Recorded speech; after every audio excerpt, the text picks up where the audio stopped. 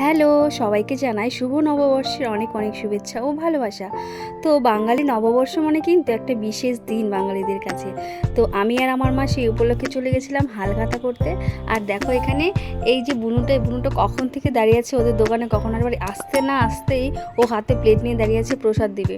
আর যে আমি ভিডিও করছিলাম আর ও কিন্তু চলে গেল সাইডে লজ্জা পেয়ে। এমনিতেই পড়েছে গরম, তার মধ্যে যেখানে যাচ্ছে সেখানে মিষ্টি খেতে দিচ্ছি। বাপরে, আমি তো বিধ্বস্ত হয়ে গেছি। আর মিষ্টি খাওয়া কিন্তু আমার বড় কথা না, আমি নতুন জামা নিয়েছি সেটা পরে ঘুরতে যাব, সেটাই ছিল আমার কাছে বড় কথা। তো চলো বেরিয়ে গেলাম সেখান থেকে, আরেকটা দোকানে চলে গেলাম। তো এখানে এখানে কিন্তু বেশ আদর আপ্যায়ন করেছে আমাদের।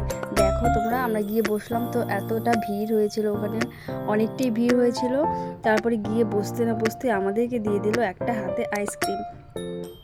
আর আইসক্রিম পেয়ে গরমে আমি কিন্তু আর দেরি না করে একদম টপ করে আইসক্রিমটা মুখে দিয়ে দিলাম। আর তাড়াতাড়ি ওখান থেকে বেরিয়ে চলে এলাম। আর এখানে এসে দেখি মামার দোকানে আমার ভাই বসে আছে, আর ও এখানে একটা প্যাকেট নিয়ে বসেছে, আর আমাকেও দিচ্ছে লাড্ডু, বলছে এখন লাড্ডুটা খেতে হবে। তো ওকে মন রাখার জন্য নিলাম, কিন্তু আমি একদম হাঁপিয়ে গেছি এই গরমের মধ্যে। সত্যি গরমটা কিন্তু বেশ ছিল। তো যাই হোক, আমাদের কিন্তু হালখাতা হয়ে গেল, এখন আমরা চলে যাচ্ছি বাড়িতে।